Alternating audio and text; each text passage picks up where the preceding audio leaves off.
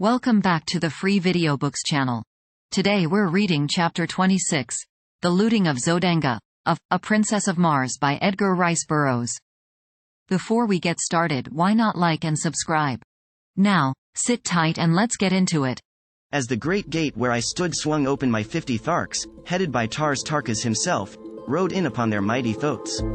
I led them to the palace walls, which I negotiated easily without assistance. Once inside, however, the gate gave me considerable trouble, but I finally was rewarded by seeing it swing upon its huge hinges, and soon my fierce escort was riding across the gardens of the Jeddah of Zodanga. As we approached the palace, I could see through the great windows of the first floor into the brilliantly illuminated audience chamber of Dejah. The immense hall was crowded with nobles and their women, as though some important function was in progress. There was not a guard in sight without the palace, due, I presume, to the fact that the city and palace walls were considered impregnable, and so I came close and peered within. At one end of the chamber, upon massive golden thrones encrusted with diamonds, sat Dejah and his consort, surrounded by officers and dignitaries of state. Before them stretched a broad aisle lined on either side with soldiery, and as I looked there entered this aisle at the far end of the hall, the head of a procession which advanced to the foot of the throne.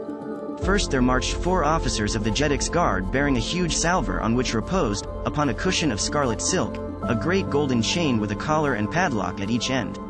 Directly behind these officers came 4 others carrying a similar salver which supported the magnificent ornaments of a prince and princess of the reigning house of Zodanga. At the foot of the throne these 2 parties separated and halted, facing each other at opposite sides of the aisle. Then came more dignitaries, and the officers of the palace and of the army, and finally 2 figures entirely muffled in scarlet silk, so that not a feature of either was discernible.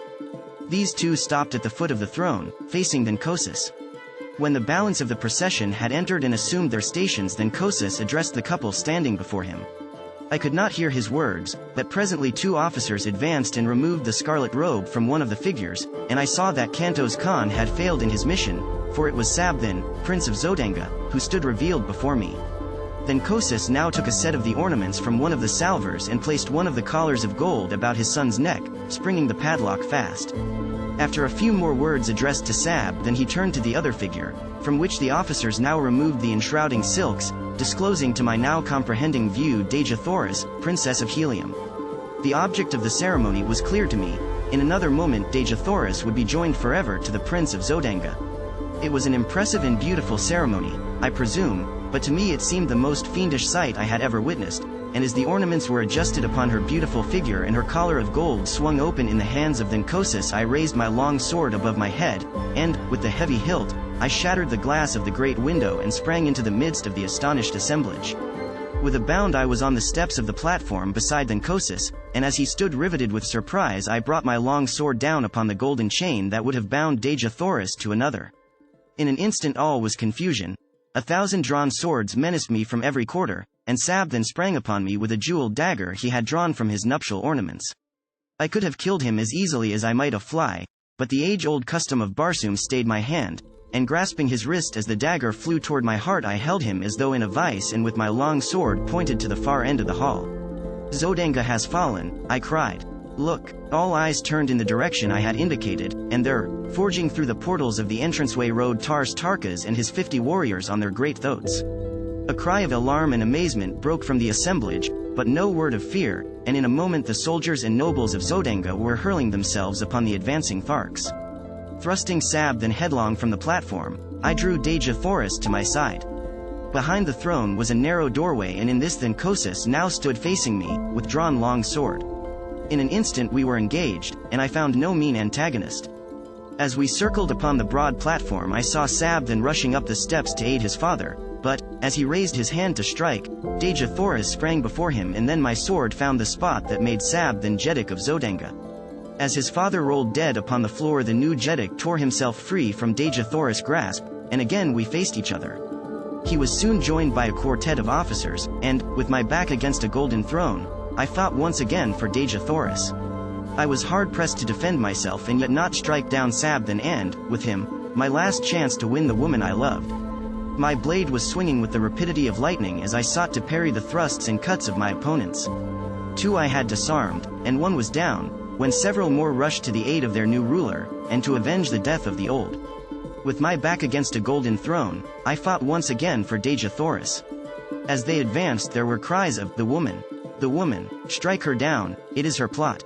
Kill her! Kill her!" Calling to Dejah Thoris to get behind me, I worked my way toward the little doorway back of the throne, but the officers realized my intentions, and 3 of them sprang in behind me and blocked my chances for gaining a position where I could have defended Dejah Thoris against an army of swordsmen.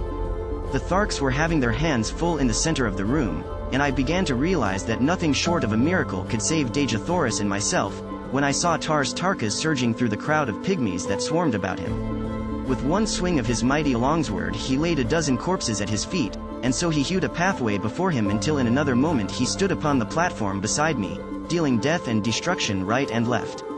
The bravery of the Zodangans was awe-inspiring, not one attempted to escape, and when the fighting ceased it was because only Tharks remained alive in the Great Hall, other than Dejah Thoris and myself.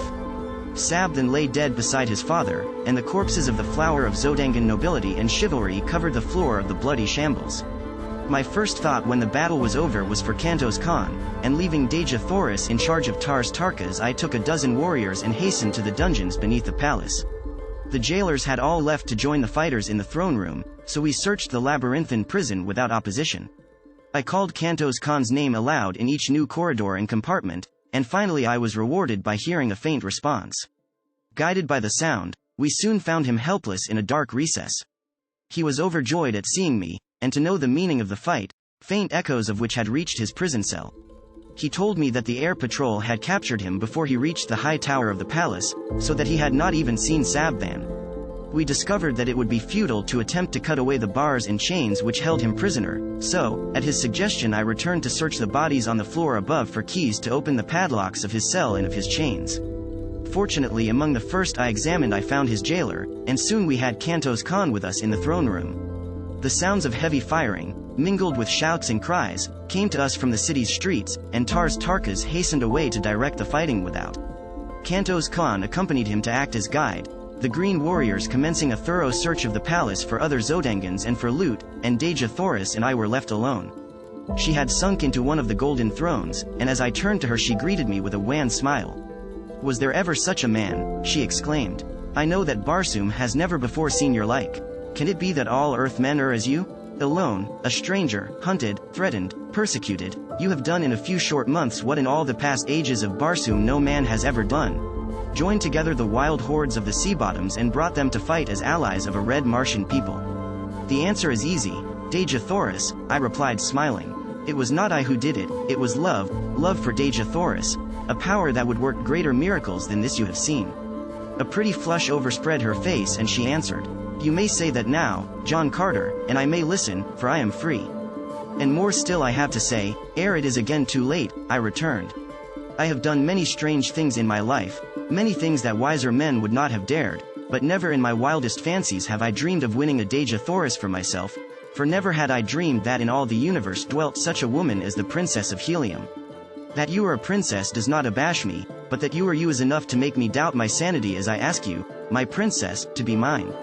"He does not need to be abashed who so well knew the answer to his plea before the plea were made," she replied, rising and placing her dear hands upon my shoulders, and so I took her in my arms and kissed her. And thus in the midst of a city of wild conflict, filled with the alarms of war, with death and destruction reaping their terrible harvest around her, did Dejah Thoris, Princess of Helium, true daughter of Mars, the god of war, promise herself in marriage to John Carter, gentleman of Virginia. Did you enjoy today's chapter of A Princess of Mars? Why not subscribe and ring the bell? Next time we'll be reading the chapter called Through Carnage to Joy. Don't miss it.